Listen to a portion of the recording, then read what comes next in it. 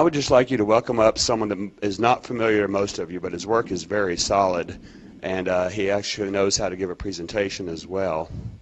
Mr. James Bartley.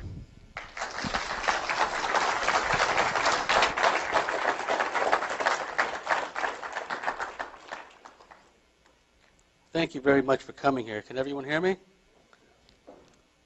This is truly a beautiful place, and I respect your understanding of the significance of this weekend.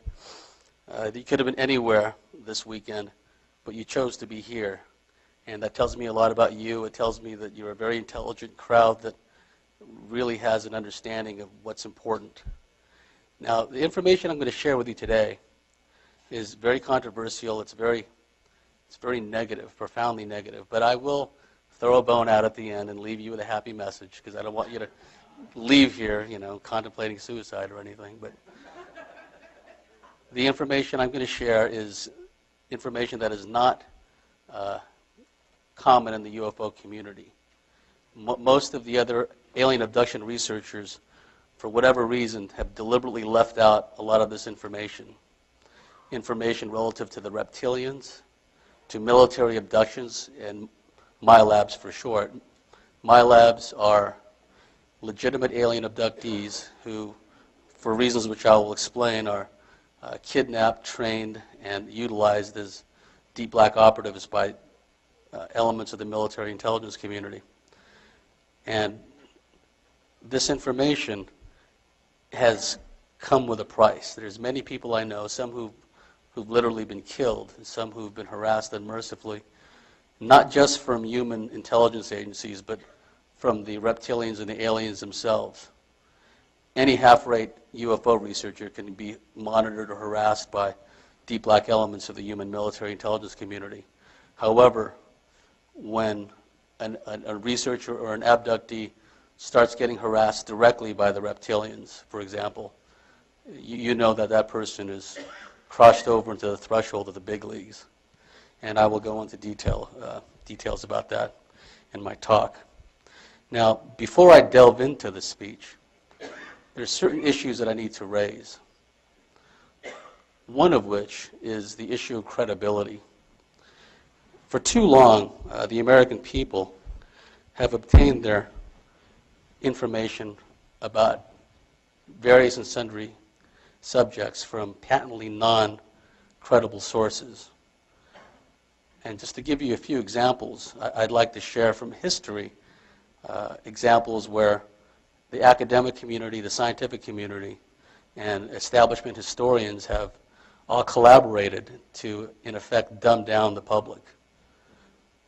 Pearl Harbor conspiracies, JFK conspiracies, they're still being maintained today because the full truth about any of those subjects were to be revealed, it would undermine other conspiracies that they are tangentially connected to. Now, one of the problems I've always had is with people who are always trying to big shot me. People that are PhDs, people that are scientists, people that are members or former members of the aerospace community. They show up at these conferences, thumping on their chest like Tarzan. Here I am, big shot researcher. You have to listen to me. I know what I'm talking about. Time after time, in examples such as the MIA issue, missing prisoners of war, atomic veterans who've been utilized in radiation experiments or have taken part in above-ground atmospheric nuclear tests, veterans of the Southeast Asian conflict that were afflicted with what's been known as the Agent Orange syndrome from exposure to dioxin, and most recently, Gulf War syndrome, which has come about through the use of an anthrax vaccine. There's an excellent book about the subject called Vaccine A, written by someone named Matsumoto. And what all these subjects have in common is when these people that have been afflicted with one sort of ailment or another has come forward to the VA department, to the rest of the medical scientific community, what has always happened without exception is that some establishment shill, some scientist, some academic, always pops up and dismisses out of hand the claims of the sufferer of Agent Orange, the sufferer of the radiation experiments, the sufferer of the anthrax vaccine. There's a gigantic dung heap of these establishment shills that have sought to suppress and downplay and marginalize any information which contradicts the official spin. Most often as not, the excuse has been used of a psychological disorder, a psychological aberration on the part of veterans suffering from Gulf War syndrome, veterans suffering from Agent Orange exposure. Things such as the deliberate disappearance of military records of some of these individuals who've suffered from radiation exposure has been utilized. Now it's interesting, when Bob Lazar came forward with his astonishing claims about his work at S4, and it turned out that his educational records couldn't be found, the debunkers all had a good laugh and said, well, he can't prove that he's a scientist, he can't prove he worked at Los Alamos. But that modus operandi has been used against people who've been exposed to radiation, who've been exposed to dioxins from Agent Orange, who've been exposed in a number of other instances. It's not a new method of dealing with potential whistleblowers. There's a corporate financial agenda at work which strives to attain global centralized control at the expense of the individual. So I want you to keep that in mind as I speak today, because people are going to wonder about my credibility. People are going to wonder about the credibility of the abductees in Milabs who share their information with me. And yet, for many years, these same people who are questioning the credibility of myself and my colleagues have bought into the lies of the establishment, have bought into the lies of the scientific community. And nowhere is that more prevalent than in the UFO field. For example, today is the age of the camcorder. You can't very well debunk and mock and ridicule a camcorder. So what happens? These experts in the aerospace field pop up, like so many pieces of feces which refuse to stay flushed. They pop up and they say, oh, well, that's just a stealth craft. And the dumb, ignorant audience, the national television audience, nods their head dumbly, yeah, stealth. But stealth, folks, has nothing to do with the visual spectrum. Stealth has everything to do with what's known as the radar cross-section, the RCS of a craft, utilizing certain composite materials, designing the craft in such a way as there's no right angles to reflect back radar signals. The radar cross-section can be reduced to such an extent that for all intents and purposes it is invisible to radar. Not entirely invisible, but small enough to thwart any attempt at ground control intercept radar stations, airborne radar lock-on platforms to lock on to the craft. So when people say, well, oh, that video shows like a stealth aircraft, that's just another lie. And they can only get away with that because the general public is ignorant about such issues. If it was a stealth aircraft, what is it doing lighting up the whole countryside? Doesn't that defeat the whole purpose of stealth? I mean, think about it. It defeats the whole purpose of stealth. Now, unless you're talking about the invisible jumbo jet that crashed in the Pentagon, that was equipped with a Romulan cloaking device. But the thing is, you always have these shills, and there's some here at this conference, UFO debunkers. Now, you can always tell who a UFO debunker is. Essentially a paid government liar. How do you know? Well, rule number one in counterintelligence, psychological warfare operations is you have to have a plausible reason for being someplace. If you're, and by its very nature, a UFO debunker is a covert and deniable asset of the U.S. government or some other government. But they have to have an explanation for being somewhere. This is like in overseas operations. A person may have the cover of Agency for International Development. They could have the cover of a foreign service worker. They can have a cover of a relief worker. A UFO debunker doesn't have a reason for being here. They don't have a reason why on their pretty websites they have nothing but articles debunking alien abductions, debunking the UFO subject in general. So just keep all this in mind. I have to preface this because there are some people out there that still cling on to this notion that people with PhDs and other letters after their name are somehow more credible than people who don't have those letters after their name. So now that I got that out of the way, you're probably wondering who I am. My name is James Bartley, and I've had somewhat of an eclectic background in the telecommunications field and the insurance industry. I spent a number of years as a civilian working in an intelligence-related capacity for the Department of the Navy, in particular Naval Air Forces. My rather innocuous title was that of database coordinator. I worked in communications. One of the things that always struck me as humorous is all these experts with magnifying glasses poring over alleged official government documents, and they're saying, well, you know, the comma's out of place, oh, well, the font is not right.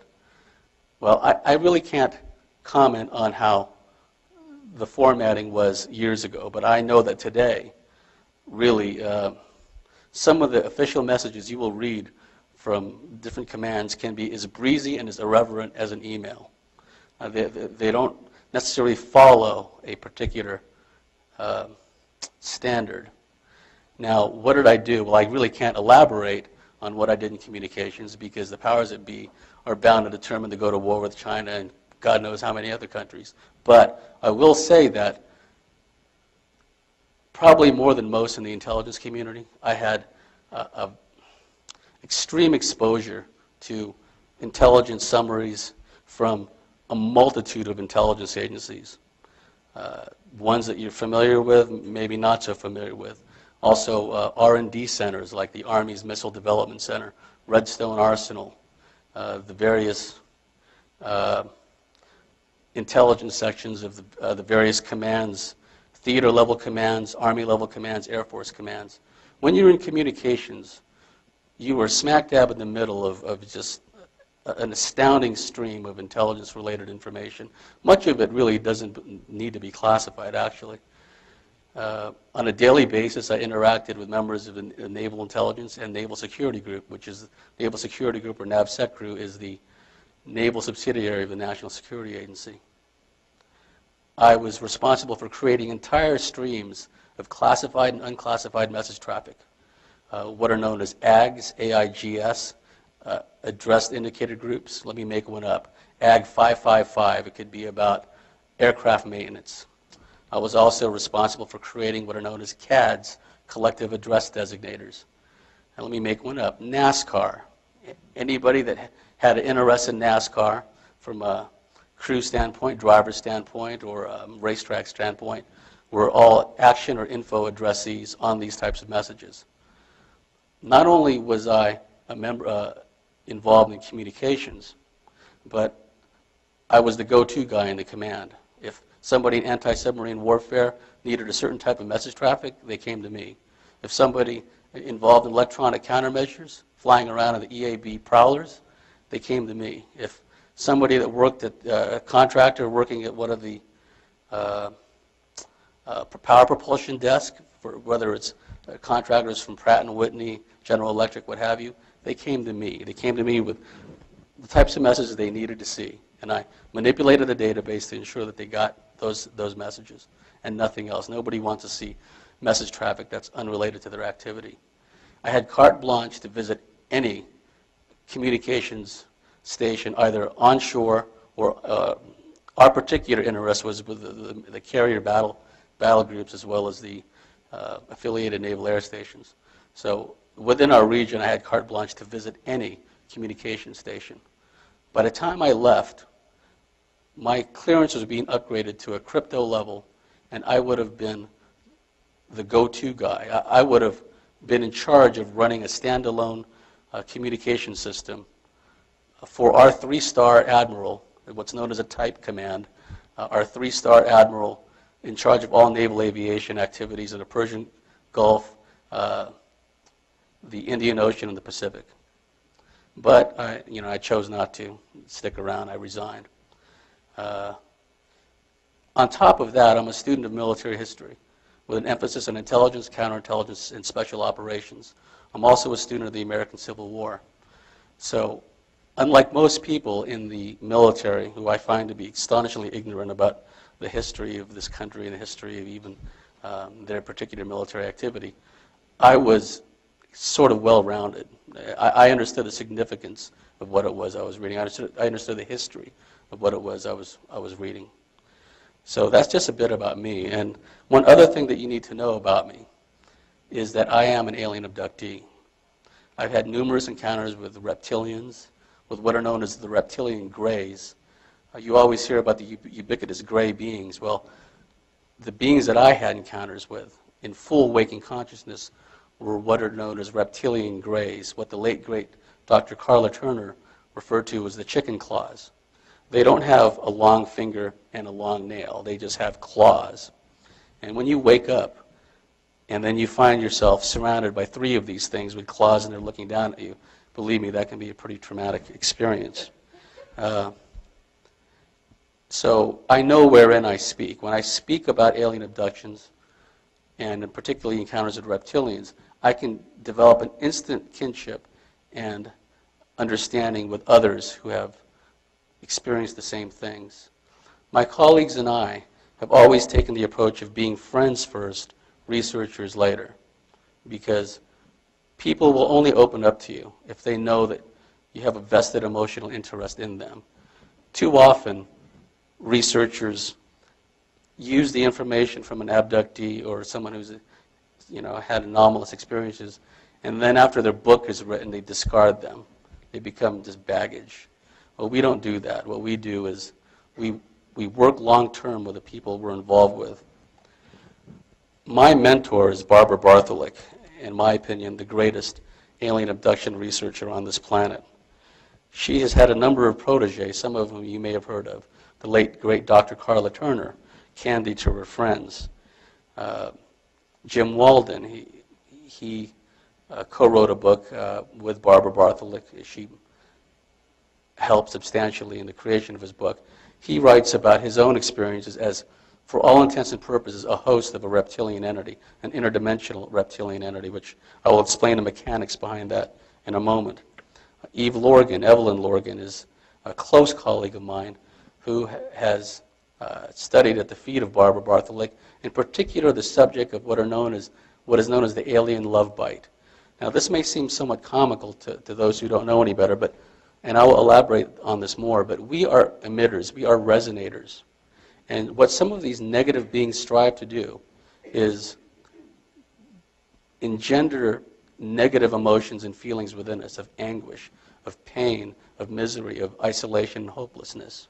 What the alien love bite is what it is. It's a setting up of a love bonding drama between 2 abductees, oftentimes bonded from childhood, where they're abducted and re-abducted, and as they grow older, oftentimes not knowing of the existence of the other, they've already developed strong astral connections and strong subconscious connections. And then decades later, Jack and Jill, let's say, meet at a UFO conference, very common, and then an instant chemistry, an instant bond between them develops, where they feel that they've had sexual relations with one another. They have extreme close body, chemical reactions with one another. They begin to psychically develop communication with each other.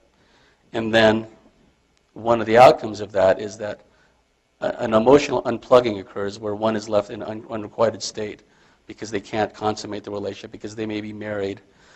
But the bottom line, the reason for this is to engender extreme emotions of misery, unhappiness, unrequited love. And these beings, they feed off that. They feed off that in the way you or I nurture ourselves on on food or protein or what have you. These beings literally strive to create negative situations in our life for a number of reasons, but mostly to feed off of us. Now, there are 4 subjects I will discuss today. In general, I'm here to talk about the reptilian overlordship. The reptilian overlordship, the proof of which is all around us. The global institutionalized sex slavery, the wars and the rumors of wars, the designer plagues. All of these things are part and parcel. The rapidly advancing movement towards global centralized control, the privatization of water, genetically modified foods, all these things are part and parcel of the reptilian overlordship. They are around us. We see this all the time. But people just don't realize that there is a controlling factor behind all of it. The tendency on the part of some conspiracy researchers is to ascribe all these activities on the part of power-mad bankers, power-mad humans. But I promise you that not only the conception, but the execution of this advancing globalized, centralized agenda was thousands of years in the making, and a purely human consciousness cannot conceive of, let alone affect these changes. Because if you have any understanding of metaphysics at all, you will know that everything manifests first in the spiritual realms before they manifest in the physical realms. That's just the way it is. A simple thought followed by an action is just one very basic example. How else is the reptilian overlordship manifested to us? Vulgarity, extreme vulgarity. Movies like Jackass have become hits. All these efforts at promoting vulgarity as the norm in our society. The occultic symbology. My friend Jordan Maxwell out there in the convention hall, he is the foremost expert on occultic symbology, and he's had his information borrowed and stolen constantly. In fact, the Tom Hanks character in the movie Da Vinci Code is a pale imitation of Jordan Maxwell. And you see the symbology when you walk down the aisles of a supermarket. Every time you see a obelisk, you're looking at a representation of a reptilian phallus. In other words, they're just sticking it to you and you don't even realize it. It's there in front of you. Okay? That's the reptilian overlordship in a nutshell, which I'll elaborate on more later. The 4 aspects of the reptilian overlordship I will talk about are 1, the reptilians and their modus operandi. 2, the hybrid hosting process, which is the fundamental building block, the fundamental basis for the reptilian overlordship. 3, Milabs, which are legitimate alien abductees who have been utilized by deep black elements of the military intelligence community as covert operatives because of innate abilities they have, paraphysical abilities. All abductees are part of a particular bloodlines, and many of these Milabs have latent paraphysical capabilities precisely because they've been utilized and genetically modified and upgraded, if you will, by various and sundry alien groups, particularly the reptilians. And the 4th thing I will talk about, I will tie up all those 3 subjects at the end. Now, the first thing I will talk about is the reptilians. There are essentially 2 types of reptilians. There's the spacefaring reptilians. They literally fly around in spaceships. And then there are what's been described as the interterrestrials that live within the Earth, that are essentially native to this planet. They've been here as long as or longer than we have. And these beings have developed over time an interdimensional capability. They are masters of frequency and resonance. They can alter their density. The reptilians have attained control of the surface through a mastery of genetics, through control of the human gene pool, modifying the human race in general and particular bloodlines in particular to the point where they develop attributes, behaviors, and capabilities which advance the reptilian agenda on the surface. The reptilians come in a number of different shapes and sizes. Some are rather small, 4.5 to 5 feet tall. More commonly, they're 6 feet tall and taller, some as high as 7.5 feet tall. They can be a number of colors, like dark green. They can be brownish, what's been described as pea soup green. There's a particular type of reptilian species we refer to as the yellow bellies. There are many reptile-type species on the surface, like crocodiles and alligators, that have a tannish or a whitish underside. There are literally reptilians that have a whitish or a tannish underside. We call them yellow bellies. And these reptilians, over time, have developed the ability to, like I said, they can alter their density. Now, how do they interact with humans? Well, let's start with how reptilians interact with females, human females. Now, most of these human females that have encounters with reptilians are, in all likelihood, reptilian hybrids to a degree themselves. I refer to them as reptilian familiars, familiar in the family sense, the generational sense. These reptilians will follow certain bloodlines, generation after generation. And when a woman is having encounters with reptilians, it's because she's been genetically modified to the point where she is suitable for a reptilian to access for purposes of mating or what have you. Now, how does a reptilian rape a human woman? Let's say a woman is sleeping at night. What the reptilian can do is it can appear, and sometimes she may not be able to see the creature.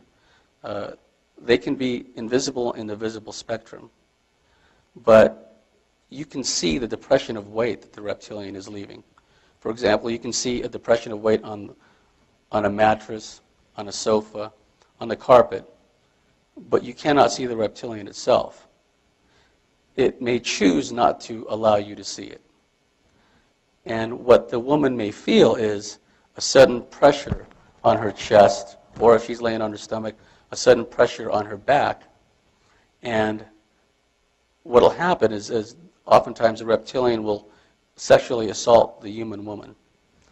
And let's say the woman is lying on her back and the reptilian assaults her but is invisible. She will not be able to see what is going on, although she will feel the thrusting action of the reptilian's member. Let's say, for example, that she can move her arms or she can move her hands. She may try to block or prevent the organ of the reptilian from entering her. But she will not feel anything, but she'll try. Paradoxically, she will still feel the insertion of the reptilian's member into one or the other orifices. So it's somewhat of a paradox. It's like, well, she can't block it with her hand, but she still feels it, thrusting inside of her. I should have added in my preface that this is kind of adult content, so, but I really do believe that if there are members of the audience that are somewhat young and whose parents or mother is having these experiences, now is as good a time as any to learn. So you have something of a paradox where the reptilian can penetrate layers of bedclothes, bed sheets, linen, bedclothes, and densify particular parts of its anatomy, like its member or its claws, for example, and still remain invisible. Now, what the reptilian can also do is it can assume the guise of someone that the woman is attracted to or has been involved with in the past. A reptilian can appear as an ex-boyfriend or someone the gal just got a crush with, someone that she runs into the laundromat, at the apartment complex. The reptilian can appear as that particular person. Or, conversely, if the reptilian wants to engender as much fear and terror from the abductee, it can allow itself, it can reveal itself in its full reptilian glory, if you will. And if you haven't seen a sketch of a reptilian, if you haven't seen a reptilian in person, snout, big eyes, sometimes yellowish, sometimes reddish, vertical slit pupils, sometimes big flaring nostrils, rows of sharp teeth, extremely robust, claws. And what the reptilian can also do if it really wants to create terror within the abductee, is not only can it allow itself to be seen, but the reptilians, and also, as I will describe later, reptilian-human hybrids, for all intents and purposes, humans that have reptilian capabilities.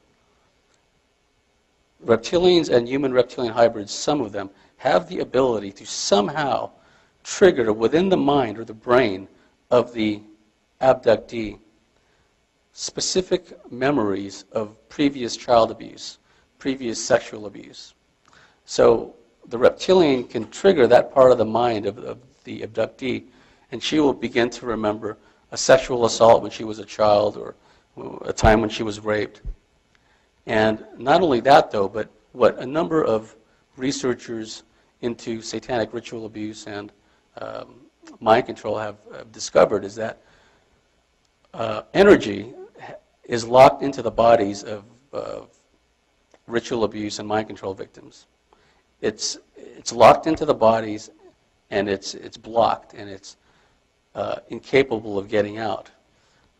What the reptilians can do is cause not only the memories of the childhood sexual assault to flood into the mind of the person and force them to relive that sexual assault in real time, but the attendant body memories also can be made to surface. So it causes the abductee, the woman, to freeze up, become petrified and terrified, and all the while the reptilian feeds off of this. Now, one of the byproducts of a reptilian sexual assault, well, there are a number of them where the woman is concerned. One of them is extremely heightened libido. And the reason for this is because the reptilian has the ability to activate what's known as the kundalini, the chi, the sexual energy of the woman, and cause her to have what's been described to me as extremely powerful full-body orgasms, from the tips of the toes all the way to the head, just leaving them breathless. And this could last literally for hours. Now, there are some consequences to that. And I'm not trying to make light of it. This is just a facet of it that is very real, where the woman can feel intense shame about what has been going on, because nobody wants to admit, even to themselves, that they're having these sexual assaults from a reptilian creature. But at the same time, the force and the power of the orgasms are such that after a while she begins to wonder when the entity will come back. She begins to long for that feeling again. And this creates a cycle of guilt and shame. Another byproduct of these sexual assaults is that the female abductee, for a short period of time after the sexual assault, will be extremely psychic. In fact, I know of a case, female, a close friend of mine, who's had a number of reptilian experiences and a number of military experiences. A reptilian came into her house, sexually assaulted her, and no sooner did the reptilian leave that the military, through some means which we haven't quite figured out, they have the means to pull in the Milabs that they're working with from their house straight to their realm through some kind of teleportation device, some kind of portal. We don't really know the mechanics behind it, but they just have a means of taking someone and then just pulling them to some other location, frequently an underground installation. So no sooner had this reptilian raped her and departed than the military pulled her into the underground base and immediately set her to work on a remote viewing operation in the Persian Gulf area. So that tells me one of two things. One, the military, knowing that this woman is a reptilian hybrid and has had a lifetime experiences with reptilians, monitored her household. They have sensors that are sensitive enough to indicate when a reptilian manifests. And there is an energetic spike when a reptilian manifests, because they don't need spaceships to travel around in. They can open up a portal in your wall, walk right through. Very often you hear stories of them coming out of closets. That's a very common point of entry for reptilians and other beings, where they create a portal entry and they come in through a closet. Children's boogeyman stories are frequently talk about boogeymen and monsters coming out of closets. As I was going to discuss later, Ted Bundy, the infamous serial killer, complained about scaly creatures coming out of his closet when he was a child. So what does that tell me? It tells me that the military was either monitoring the woman, knew a reptilian had come, had sexually assaulted her, and decided to exploit that circumstance and use her in a remote viewing operation.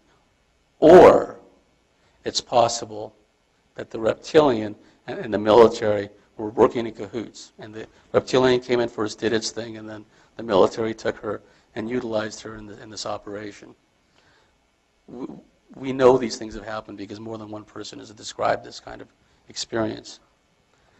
Some of the other things that reptilians do to women is they can literally take over the body of a woman while the woman is having sex with a partner. And then what the woman describes is something similar to astral body, out-of-body experiences, where her consciousness will leave her physical body, and this reptilian will then come in and then engage in intercourse with her partner. And oftentimes, the entity taking over the woman's body can get into all kinds of real sordid kink. It could get into all kinds of perverted activities, and the woman is just out of her body just watching this, saying, that's not me, I wouldn't do any of those things. So that's also been reported, that they can take over the consciousness, the body of a person while they're having intercourse. Later on, I will explain some of the mechanics and dynamics as far as the hybrid hosting process. For now, just keep in mind that there are some psychics have the ability, when they look at a person, whether they're on TV, out in public, they can literally see a reptilian entity overshadowing the person. We call that person a host because they're wittingly or unwittingly hosting a reptilian entity. So keep that point in mind. It's very important. One of the things that the reptilians also do to women is they, like I said before, they strive to create as much pain and anguish within the people. This could be for male abductees as well. A very common tactic that the reptilians do is they contrive to create a lower back injury. And what this does is it causes that abductee to not only feel physical anguish and physical pain, but emit that energy, emit emotions and energies of suffering, of pain, anguish, and hopelessness. What the reptilians do is they develop strongholds within us. One inevitable byproduct of a lot of these experiences is the abductee will resort to self-medication. I can speak from experience because when I was in high school, I had a lot of abduction experiences. And I know if I had a choice of laying there in bed, and when I was a kid it was extreme, I'd be laying beneath a veritable mountain of pillows and blankets and stuff with the lights turned on, okay, because I was scared. I didn't know why I was scared. But as I got older in high school, I still didn't realize what was going on, although I was having a lot of experiences.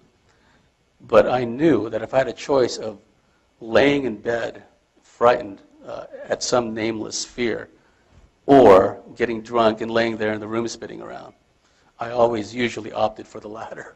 I'd rather get buzzed out and not worry about it. So addictions, people shouldn't be judged on the fact that they resort to self-medication. It's only because they don't know what's happening or it's a stress reliever. The reptilians strive to create compulsive behaviors within us. They strive to create self-destructive behaviors with us, whether it's addictions, compulsive behaviors, other self-destructive activities, sexual addictions, whatever the case may be, because all of these things can be utilized by the reptilian to control the person. isolation and the feelings of isolation is a very effective control mechanism that the reptilians and aliens in general utilize on people. For example, if a woman is having these experiences, but her husband or her significant other is extremely negative about the subject, that tends to make the woman feel even more isolated, even more helpless, even more alone.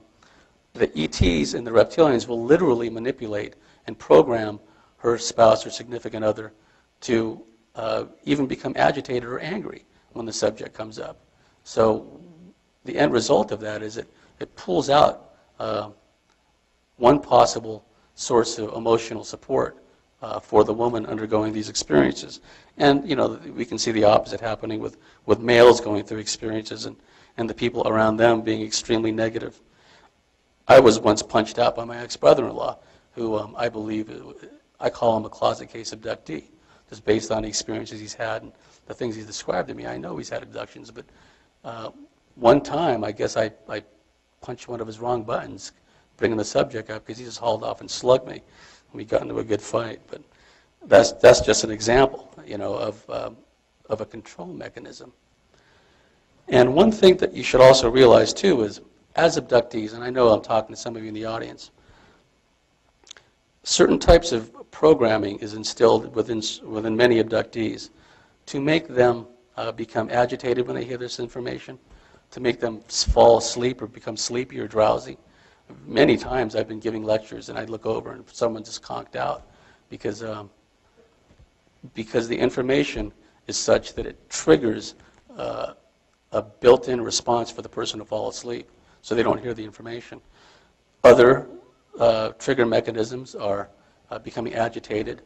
Suddenly the overwhelming compulsion to get up and smoke a cigarette, the overwhelming compulsion to get up and simply leave.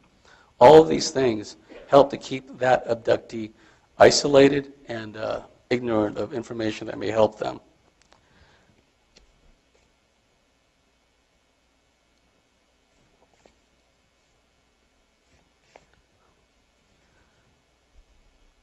One of the more controversial aspects of the reptilian abduction agenda is what is known as the crank program.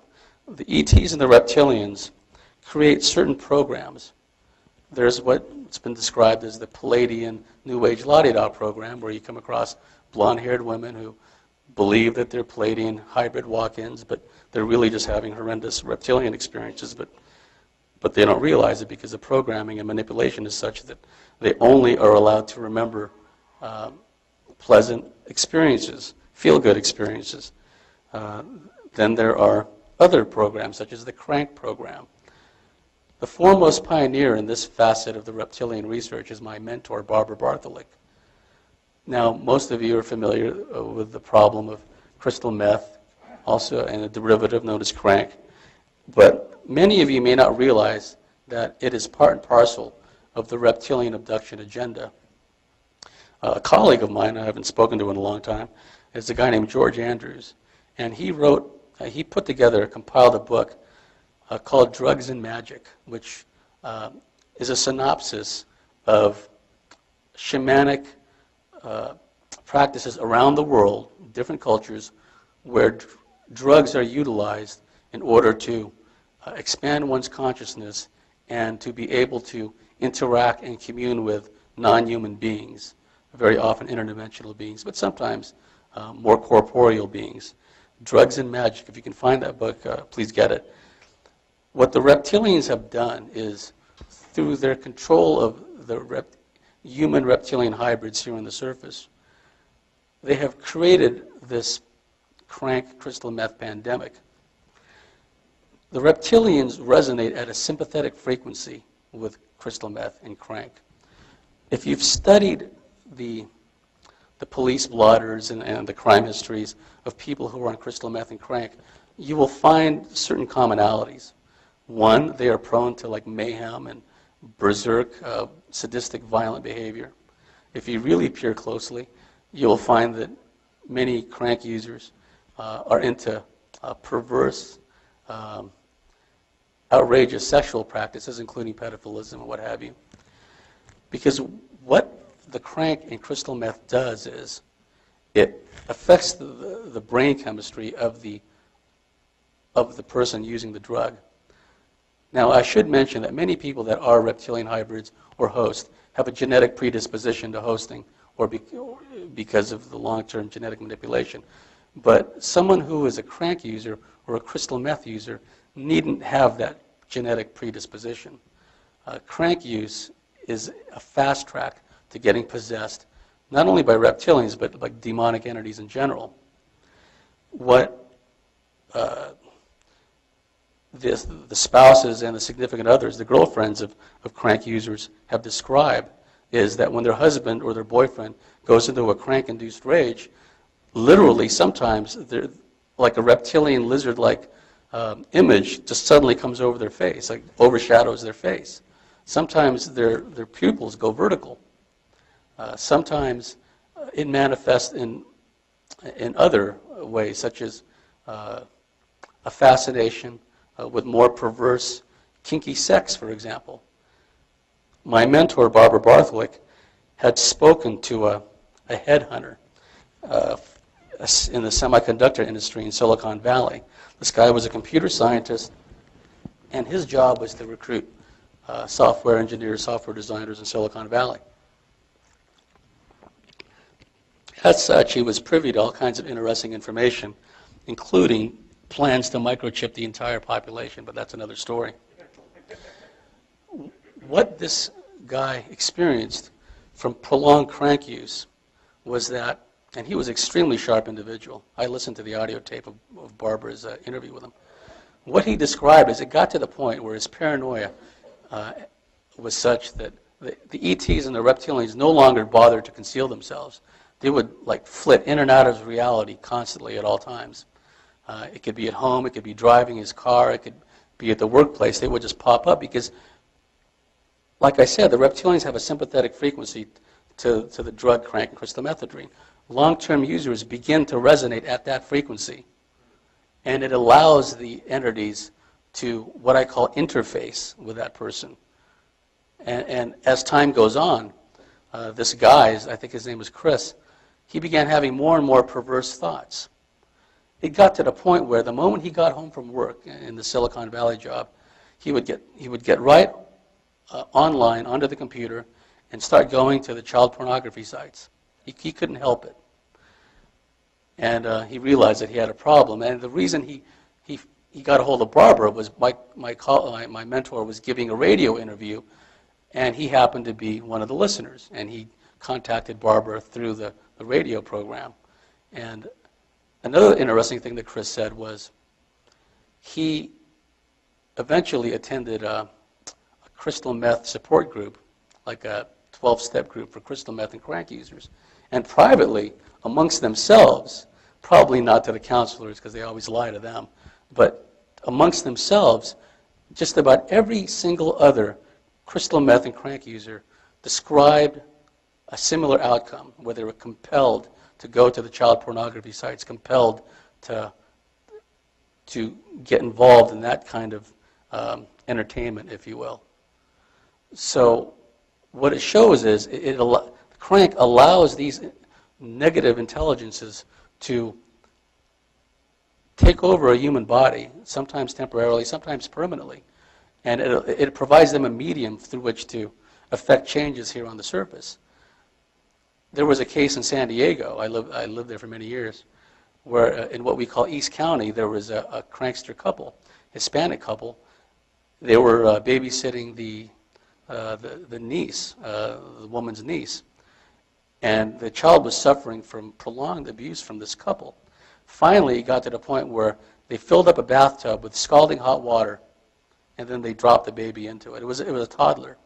And then the skin literally melted off the child. It was horrible. I saw on TV they brought the couple in to court for an arraignment.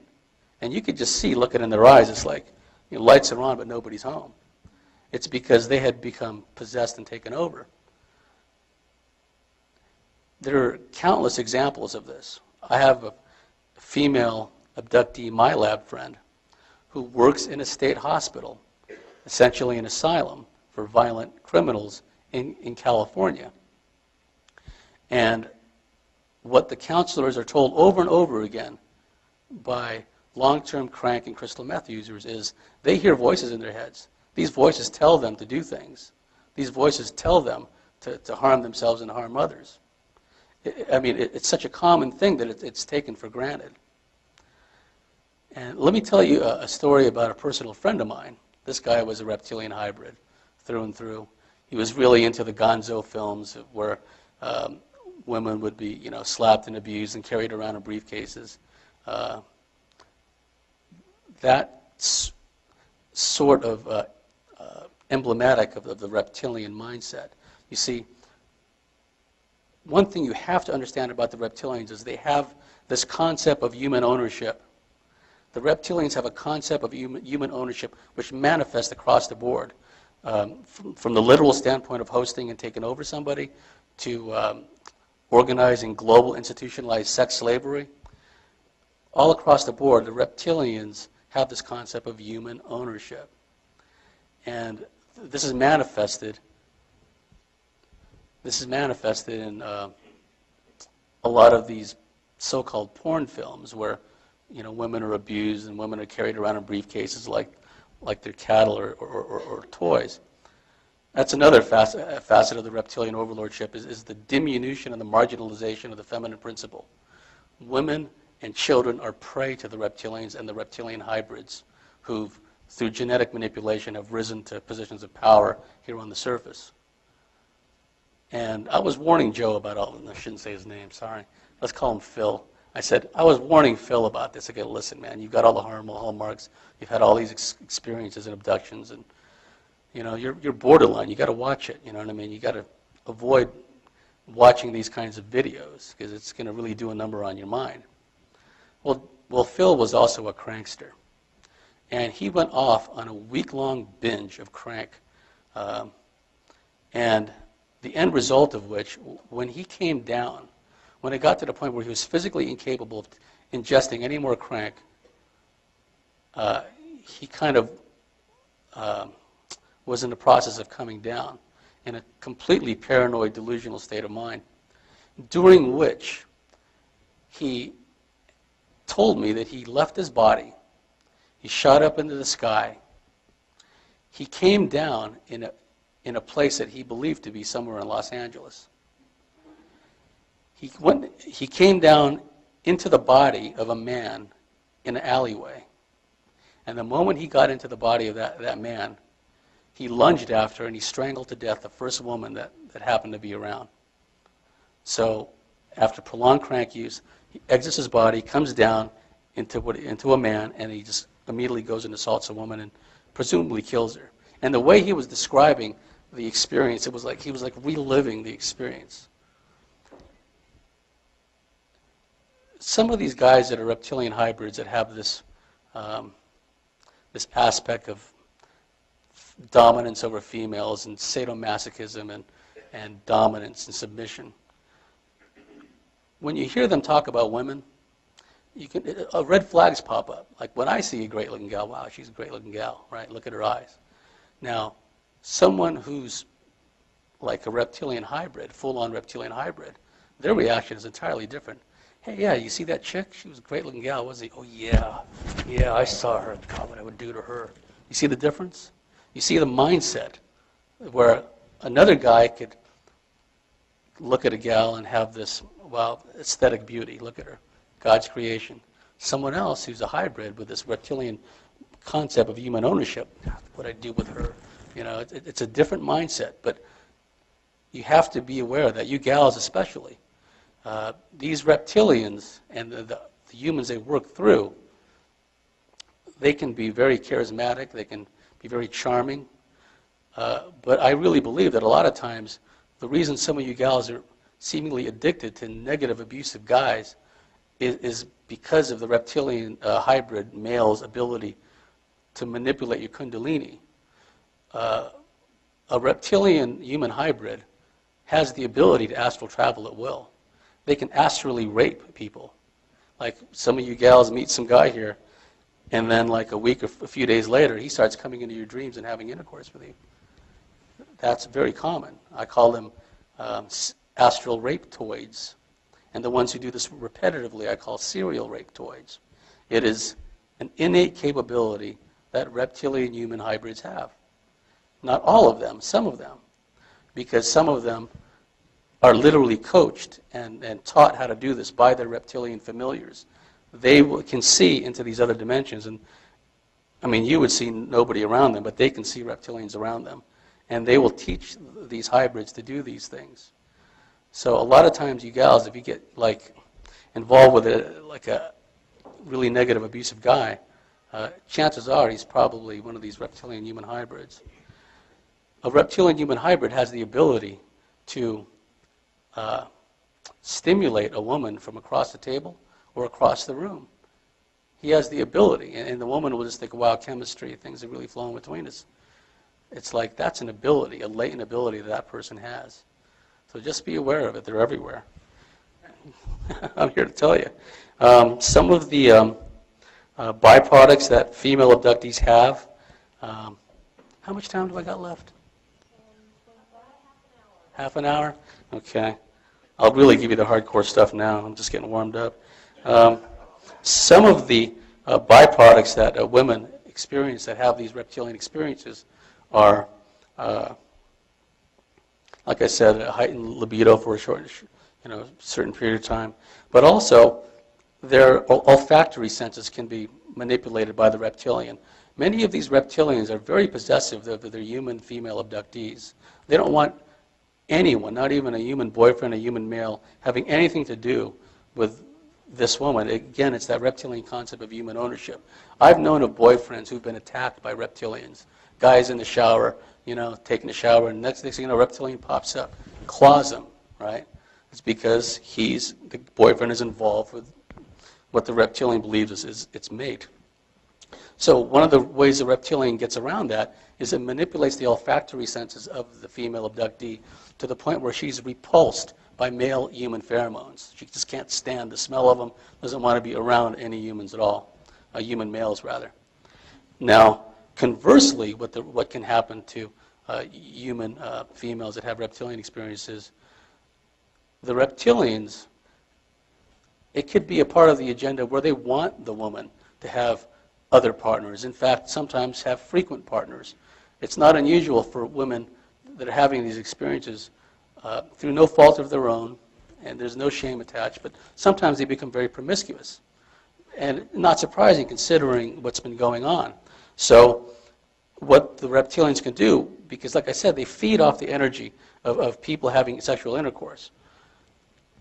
They can manipulate the scent of the human female to the point where she becomes irresistible to all human males. She can go to the store, the supermarket checkout, and the cashier, the bagger boy, they're all just sniffing her, and they're just all become enamored with her instantly. This could last for days and weeks, where everywhere she goes, everyone just falls in love with her. This bespeaks an extraordinary understanding and control of the humans by the reptilians and other aliens. It means that they have a thorough understanding of our physiology, of our neurology. Barbara Bartholick and I always laugh at all these efforts at all these UFO groups. We're going to gain contact with the ETs. We're going to form a UFO group, and we're going to form a contact group. Well, obviously, from what I've been telling you, that the ETs and the reptilians have already come in contact with us. So it's academic to try to form a group to make contact with the ETs. They've been contacting us. They've been manipulating us. It's always been like that. Now, I've told you a bit about how reptilians operate as far as a vis-a-vis human woman. Let me talk to you a bit about how reptilians will create a serial murderer. Again, the reptilians have attained control of the surface through the manipulation and control of the human gene pool, imbuing certain characteristics and behaviors within human hybrids that will advance their agenda, both on a family scale and a societal global scale. What the reptilians do with a male reptilian hybrid is gradually, over a period of time, They can turn that person into a pedophile or a serial murderer, or they can even change the sexual orientation of a given abductee. Now, please don't hear what I didn't say. I didn't say that the reptilians, a gay person, is gay because the reptilians made him gay. No. In some cases, though, as I will point out in a moment, the reptilians can manipulate someone sexually, physically, and so forth, and cause them to not only change their orientation, but in extreme cases also to have a sex change operation. Barbara Bartley has worked with a number of guys who, over a period of time, eventually changed sexes. Now, how is this done? Now, the reptilians hold a tactical high ground. And the reason for that is we have to sleep, whereas reptilians operate, for all intents and purposes, a timeless realm. Many of them are interdimensional in nature. What a reptilian will do to a male in our example is the reptilian will enter into the body of a male and quickly take over his astral dreamscape. The reptilian will eroticize the dreamscape, pervert the dreamscape. Let me give you an example. The guy finds himself in a dream. He's walking around in an empty household. No furniture. He's walking around wondering what he's doing there, what's going on. He walks into a room, and suddenly he sees a gal sitting on a recliner, an easy chair. And then she suddenly poses in such a way that is sexually provocative. He immediately gets the impression that she wants to have intercourse with him. So, like most randy males, he positions himself in such a way as to engage in intercourse with her. The moment in the dream, remember, the reptilian is inside of his body. His ethereal body of a reptilian has penetrated a sleeping human, has taken over the astral dreamscape. And now the guy is at the point where he's about to engage in intercourse with the woman. And the moment he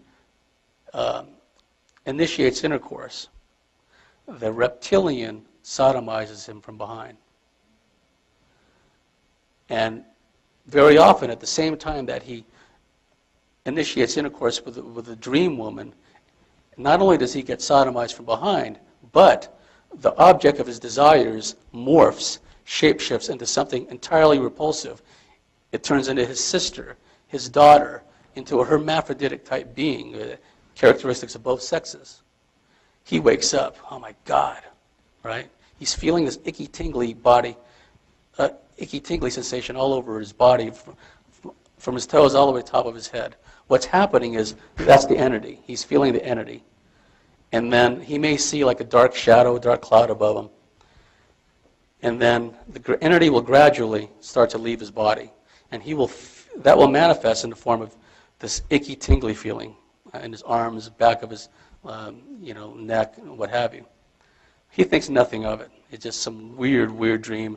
He shunts off the experience in that back shelf labeled, "Don't worry about it, too weird." Let's say the next night or 2 nights later, he has a similar dream. He's about to engage in intercourse with another dream lover. And the moment he begins to initiate intercourse, once again, he's sodomized from behind. And once again, the entity the person he's about to have sex with, shapeshift into something that he's totally repulsed by. Now, you can imagine if this process continues for days and weeks, sometimes months, is it any surprise that the guy develops a sexual dysfunction? Is it any surprise that the guy develops erectile dysfunction? Because in his mind, he's made a cognitive association between heterosexual sex on the one hand and extreme rectal pain on the other, and like all these fears of horror and shame in between. Now, there are variations of this. Sometimes he will find himself with a gal who's the object of his dreams, and he may not be sodomized, but what will happen is, see, there's a parallel physical, sexual, paraphysical manipulation that's going on within the human. The reptilian is manipulating him at all these different levels, psychologically, sexually, physically. For example, he may have a dreamscape experience where he's just surrounded with extraordinarily beautiful women who all want to have sex with him. And he'll look down and he's suitably feeling randy. And he may be hugging or caressing a woman. Next thing you know, that woman shapeshifts into a little child. And then the voice in his head, which is the reptilian, is telling him, go ahead. Now he's already excited. He's already fully aroused from what happened moments before. But now, instead of a beautiful woman in his arms, it's a small child. It could be his own daughter. And the message in his mind is, go ahead. Nobody's going to know. Go ahead and do it. You want to do it, don't you? Okay, now let's expand upon that further. As I said earlier, Ted Bundy was one of many people. Did this thing turn off or what? That's a 95, by the way, see? Oh, well. The point I'm making is there are physical characteristics which are common amongst reptilian hybrids and serial murderers and pedophiles in particular. You always hear, you always hear these, modern technology. You always hear these FBI profilers and these psychologists saying that, serial murderer, there's no way you can tell who they are. They look like everybody else. Complete nonsense. Okay, there are notable physical characteristics. Andre Chikatilo, I think I'm pronouncing his name correctly. Now, take a look at the features, okay? Hooded eyelids, very often a pronounced brow above the eyebrows. High-set cheekbones, very often eyes sunk deep in the eye sockets. Okay. Now, who was Andre Chikatilo? Well, he killed upwards of 300 children in Moscow, devoured many of them. Okay. Now, I'm running out of time here, but there's something you have to understand. The reptilian overlordship and the reptilian control of the human gene pool makes such horrors as the institutionalized global sex slavery, satanic rituals, what goes on at the Bohemian Grove, so on and so forth. It makes it understandable. Because during these, like satanic rituals, for example, these human reptilian hybrids, they're having intercourse. They're having sex orgies with decapitated bodies and disemboweled bodies laying around. Now, to you or I, that's extraordinarily repulsive and horrifying. But to them, it's exactly the opposite. Reptilian human hybrids and serial killers in particular, they get off on inflicting sadistic pain onto others. It's part of the reptilian concept of human ownership. They get off on inflicting pain. They get off on torturing and killing. Ted Bundy, I'll show a picture of him if I can get this mouse working. Ted Bundy, he would be strangling, that's John Wayne Gacy. Well, since I got him up, let me tell you a story. You're probably familiar with his story. Look at, once again, hooded eyelids. In some pictures, you'll see a more pronounced brow, a ridge over his eyebrows. High-set cheekbones. He used to kill and murder little boys and bury them underneath his living room in his house in Chicago. Well, there was a kid who had a very unusual, bizarre pastime. His name was Jason Moss, and he wrote a book called The Last Victim. And Jason Moss used to become pen pals with serial killers like John Wayne Gacy and Richard Ramirez and Jeffrey Dahmer. Now, Jason Moss actually got to visit John Wayne Gacy in his prison cell. Now, keep in mind that was probably the first time John Wayne Gacy had been alone with a young boy, a teenager, since he was doing all the murders. Up to that point in prison, Gacy was the only male contact he had was with his lawyer, prison guards, what have you. Well, anyway, Jason Moss, that stupid kid, goes and sees him in the prison cell. The moment he was alone with John Wayne Gacy, Gacy switched, and he started approaching Jason Moss and said, "I'm going to bend you over, F you in your ass, and your blood's going to just leak all over the place, right? And he began reaching down, fondling himself. John Wayne Gacy was fondling himself. Guess what? Nothing, because he's dysfunctional. He's impotent. So some of the things that I mentioned earlier, some of the dynamics involved, were perfectly exemplified in his case, where the first time he'd ever been around a young boy since all his murders, he switches. And you have to understand also that these reptilian human hybrids, they equate sexual gratification with inflicting pain and torture on others. It's all intermeshed with them, okay? And the psychologists bend over backwards to say, oh, it's just a psychological aberration, it's just a psychological disorder. No, there's a genetic basis for it. And some FBI profilers are starting to catch on to that. Okay, Richard Ramirez, high-set cheekbones, eyes set deep in the eye sockets. He was hailing and farewelling Satan before he went off to Disneyland, if you remembered what happened to him in court. Jason Moss was a pen pal of his. Now, I mentioned earlier these astral rapetoids, serial rapetoids. What they can do is they can get to know you just on the internet. They can exchange an email or two with you, but by so doing, they forge the psychic link with you, and they can immediately start coming into your dreamscape, rape you, sodomize you, just terrify you in various and sundry ways. Well, Jason Moss was writing him letters, thereby forging that psychic bond. Pretty soon, he started coming into Jason Moss's dreamscape, bending him over, trying to strangle him. I think he probably tried to do more than that. But it just shows you that what I've described has been independently described by others. Okay? He has that ability to astrally leave his body and try to assault somebody who he's only been in pen pal contact with. This is like, I don't know if they have emails anyway, but it was just through letter writing that Jason Moss had maintained communications with this guy. Personally, I'd say get a life. It's this crazy, crazy hobby. Ted Bundy. Okay, here's a good picture. Pronounced brow over his eyebrows, high-set cheekbones. He used to, like many serial murderers, either into ligature, strangling, or they're into blunt force trauma to the skull. He was both of these. He liked to try to have intercourse with his victims and strangle them and watch the life go out of their eyes. That turned him on. The moment of them dying while he was trying to have intercourse with them.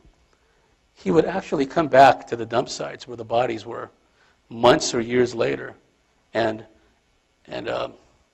sexually gratify himself over the decomposed skull or the skulls of his victims. Okay? Again, it's like, it's inhuman. It's just appalling. That's precisely my point. It's inhuman. To describe his behavior merely as some kind of psychological aberration or disorder is way off the mark. Well, I'm running out of time here. How much time do I got? 7 minutes.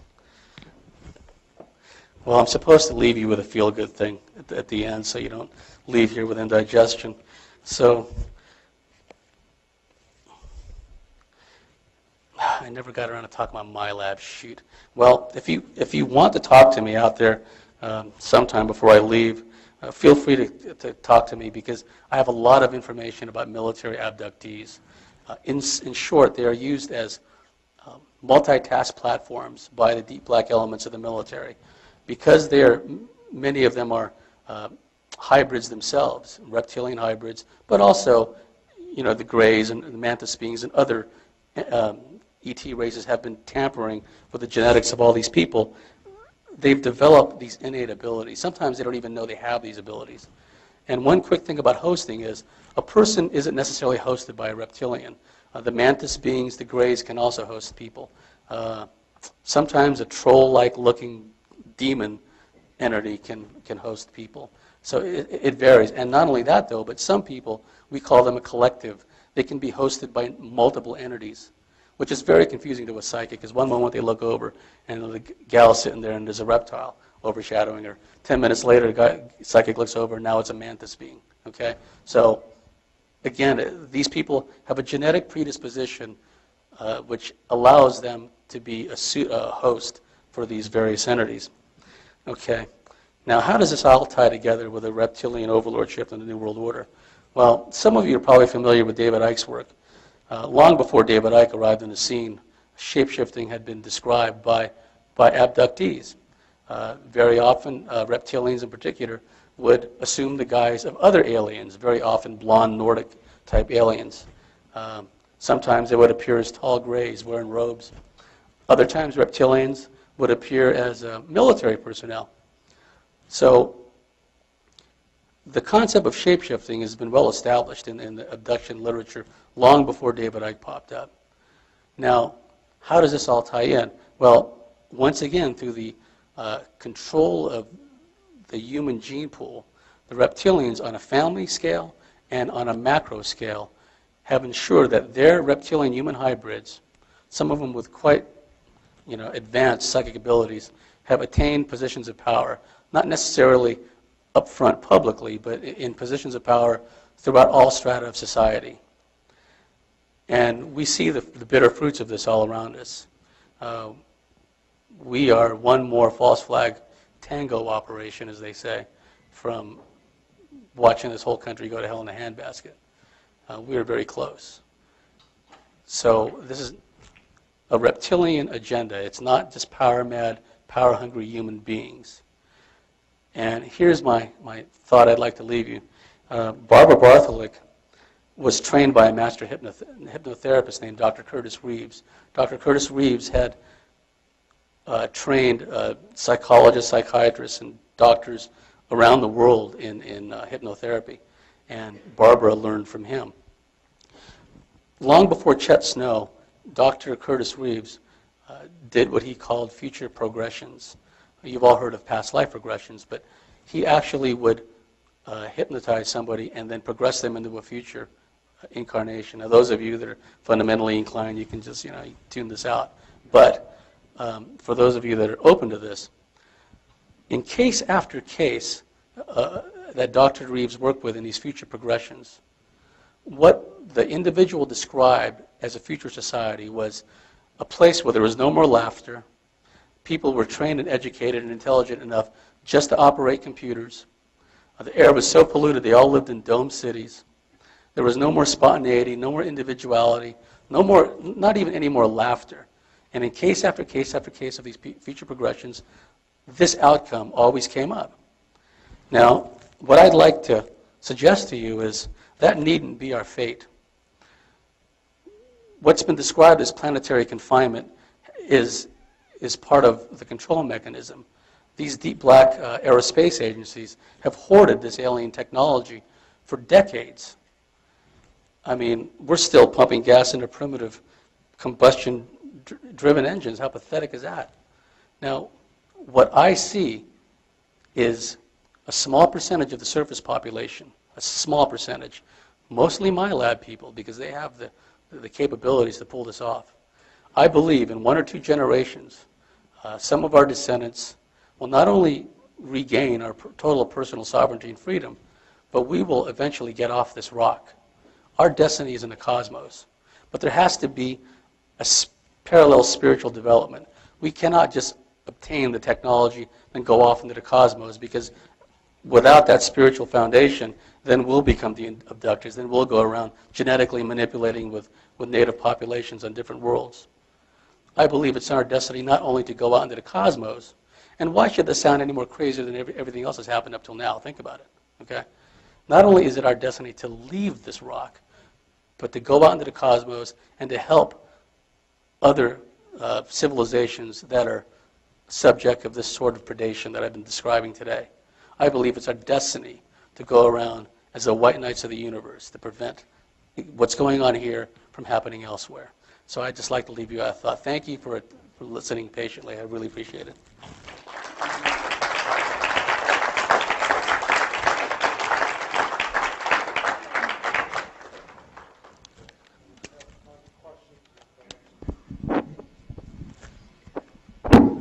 I've heard people suggests that there's the bad reptiles and there's also the good ones. Have you heard of that, or do you think that's disinfo? Yes, yes. I only focus on the really negative ETs because they're the ones causing all the problems. Likewise for the reptilians. However, from some of the Milabs that I know, there are what we refer to as messengers, where reptilian beings will appear to certain abductees, frequently Milabs, and impart some message. Very often, unfortunately, it's a cryptic, obscure message that, you have to scratch our heads and try to figure out. But very often this happens to certain Milabs. And sometimes it seems that the reptilians that appear like this, they actually, I don't know if it's for effect or they're just pretending, but sometimes they really act in a way that they are sorry that the person has to go through all these things. So I've heard that there are some reptilians that, if not outright hostile, are at least benign. Can we get another question over here? Since during your talk you really had to gloss and almost skip over the MyLab area, could you expand a little bit on that and give us a little background on exactly what a MyLab is and so forth? A Milab stands for military abductee. It's a term coined by Dr. Helmut Lammer of Austria. Now, unfortunately, Dr. Lammer believes that whenever a Milab describes seeing aliens, it's the result of some drug-induced mind control. Okay, but what characterizes a Milab is that a Milab is a legitimate alien abductee first, who then becomes embroiled in this deep black military program where their physical and innate paraphysical abilities are utilized. And they are utilized as covert operatives. It depends on the aptitude of the individual. Some person could be used as like a chemist or as a scientist in an underground lab. Very often the military controllers will either verbally tell a person straight up or mind control them into taking courses which allow them to become like first responders, like EMTs, paramedics, firefighters. I don't want to blow the cover all the people out there that are firefighters, EMTs, and paramedics that are actually Milabs. But you see, there's a pragmatism involved. The deep black military controllers are loath to lose these people they've mind controlled and utilized for so long. Many Milabs have been trained and given virtual reality training scenarios where they're supposed to try to escape from an apocalyptic scenario on the surface, either all-out nuclear war, germ warfare, some natural calamity, missile attack, whatever the case may be. Many Milabs have been trained in escape and evasion. They've been trained in weapons, what have you. So, in fact, I know one Milab woman, her 2 daughters are also in this program, and the military has told her she has to, when the time comes, make her youngest daughter dress up and appear as a boy. That way it'll keep the kid from getting kidnapped, because it appears that the military controllers foresee a time in this country where what's going on in southeastern Europe, Ukraine, elsewhere, where thousands, hundreds of thousands of women and children are being rounded up and sold off as sex slaves, they foresee a time when that's going to happen here. And so they're loath to see these people that they've been training. They're not doing it for altruistic reasons.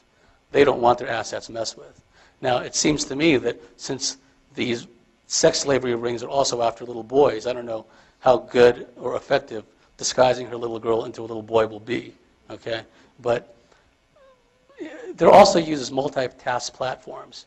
For example, satellites have inherent limitations. An overhead imagery satellite is launched out of Vandenberg Air Force Base. It goes into a polar orbit, and they wait, for that part of the Earth to spin beneath it. It's not like in the movies where they can just send these overhead imagery satellites everywhere. They have to just wait till the part of the Earth rotates beneath them before they can start the imagery. Well, Milabs that I refer to as astral operators, they don't have such limitations. They can be sent anywhere, astrally, underground, above ground. For example, one of the female Milabs that I know, she was frequently sent into the tunnels around in Afghanistan. Now, they knew precisely where to send them, because it was the Saudi bin Laden group on behalf of the CIA that was building all these tunnels in Afghanistan during the Soviet occupation. So they would send these astral operators into these tunnels, and then they'd identify the military controller handling the astral operator through some kind of means, some kind of link. They boost their thoughts directly into the Milab. And the Milab will report back, yeah, I see several people here. And next thing you know, earth-penetrating ordnance comes in and just kills all the people that were in these tunnels. Now, what they probably do to doctor the source of the intel is that, through channels, they make it seem as if the intel came from somewhere else, not from Milabs. And so a strike aircraft is sent out, they deploy some earth-penetrating ordnance, and they kill those people. And they're there watching this explosion, and they're not harmed at all. In fact, the Milab controller has to tell them, you won't get hurt. Just tell us what you're seeing, report back, and whammo, ordnance comes in, wipes them out. Now, there's another type of astral operator. In surface military ops, you have what are known as command and control ships. It's not unusual for command and control in a helicopter or airborne platform to be relaying instructions to ground personnel and serve as a comm link between headquarters and wherever and the troops on the ground. Well, astral operators are utilized in the same way. There could be one astral operator that the military controller is talking and working through, and that astral operator is psychically linked with a number of other astral operators, searching all these tunnels all at once. So they've developed that capability. And the people that are telling me these stories are, you would see them in a supermarket and you would think nothing of them. You would just think housewife, right? But and these are people that Candy Turner called UFO virgins. They don't go to conferences. They don't listen to George Norrie. They don't read UFO books, okay? So there's none of this contamination you always hear about. The military is also, and I'm only talking about a particular military program. There are a number of military Milab programs running in parallel. And although some of the training techniques and operations are similar, okay, because all branches of the service, Army, Navy, Air Force, they control Milabs. One of the things that they've managed to do is, within the psychic field of the astral operator, they've created this grid system where the astral operator is floating above, say, some village in Afghanistan or Iraq, where some other innocent people are about to be wiped out. By a coded designation grid system, the Milab can adjust fire, say like artillery fire or ordnance is coming in. The astral operator can report back to her controller, no, it needs to go to G3 or whatever that square in the grid is. So in the field of vision of the astral operator, the military can literally create like a grid screen, which they use to coordinate and direct fire, which is really no different than the forward observer would for strike aircraft or for artillery, just a psychic way of doing it.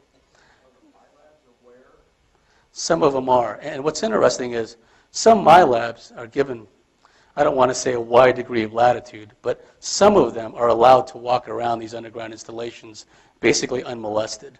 It's very common for a Milab to wake up and find himself in a clinical type setting, lab coat personnel with a clipboard, nurses, medical personnel looking over them. Sometimes they get up and walk around the facility and they see military person. Very often they see other Milabs walking around in smocks, hospital gowns.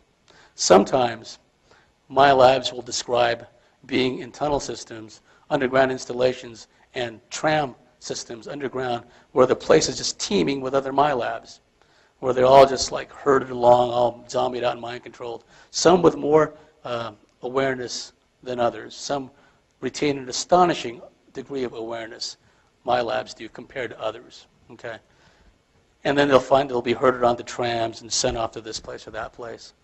Also, I believe what happens is it's not only a physical thing. I believe that astrally, many of these Milabs are taken in these mass Milab settings, but they're really in astral form. I think that it's done to familiarize themselves, familiarize them with the installations. You see, our astral bodies are just as real as our physical bodies. I had an experience where there was this ET entity. It was so comical, that the image this entity presented. It was a short, grayish-looking entity with a rumpled face, and I kid you not, it had like a nurse's hat on, and it had a crooked wig. Corny as it sounds, it's true. And I was laying on this table, and it was just like I was in a doctor's office. I was fussing. I didn't want this entity to mess with me, right? So it grabbed me in a place which I don't mention in order to subdue me. And then the moment I calmed down from that, it voff, injection right in my upper left bicep.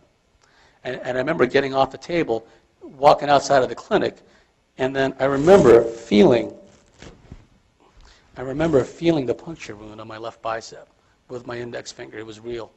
Then the phone starts ringing in my bedroom, and I'm thinking, okay, I'm over in this other place feeling this puncture wound on my index finger, and yet the phone is ringing. So I'm either in two places at once or something weird is happening. So I woke up, answered the phone. It was an abductee friend of mine. Now, the long and the short of it was there was no longer any puncture wound on my left bicep, but the pain still lingered as if I really was injected.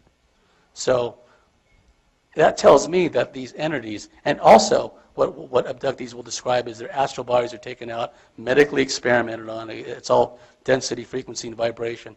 Remember, Tesla said with resonance, everything is possible. These entities, various entities, apparently understand this to a degree that boggles our mind. But anyway, these people will be taken astrally out of their bodies, medically experimented on, and in the same places their astral bodies were experimented on, they wake up with bruises on their physical bodies. So, I don't even try to explain that. I just know that it happens. So the point I'm making is the deep black elements of the military know that humans have this ethereal astral capability, and they utilize them as these astral operators, for lack of a better term. I had another question related exactly to that.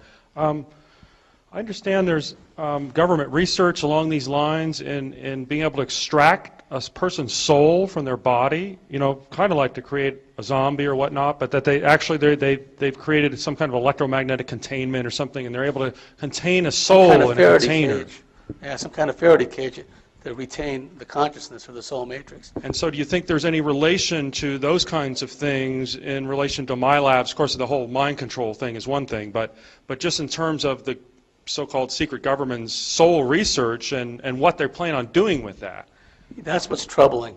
I know that the deep black elements of the military have always strived to duplicate the capabilities of the aliens.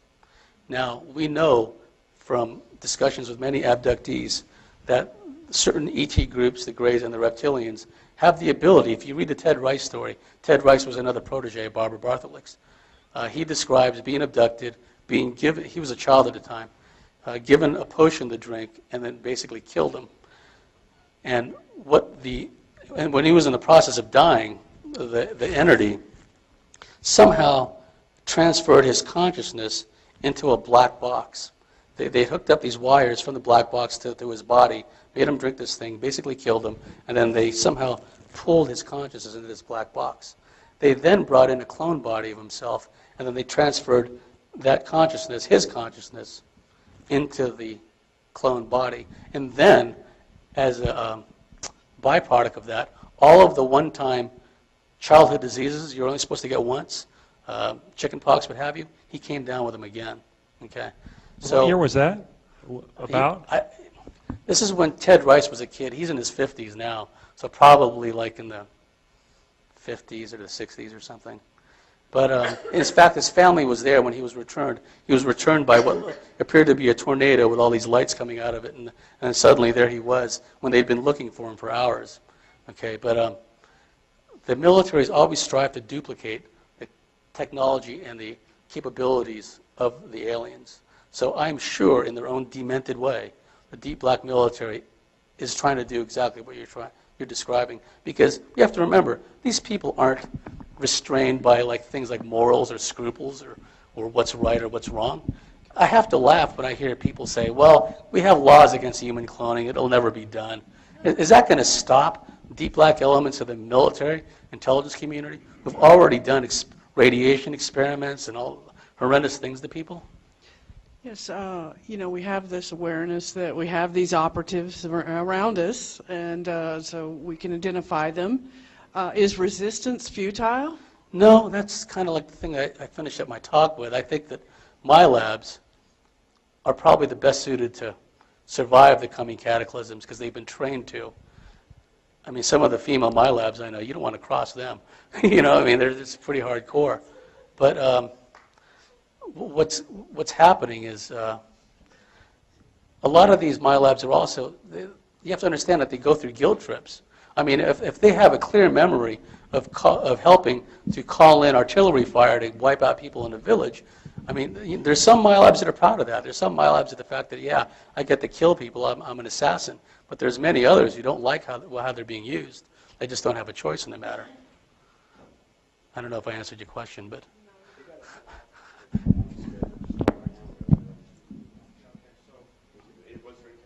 Oh, no, that's about it. Yeah, thank you for sticking around. I appreciate it.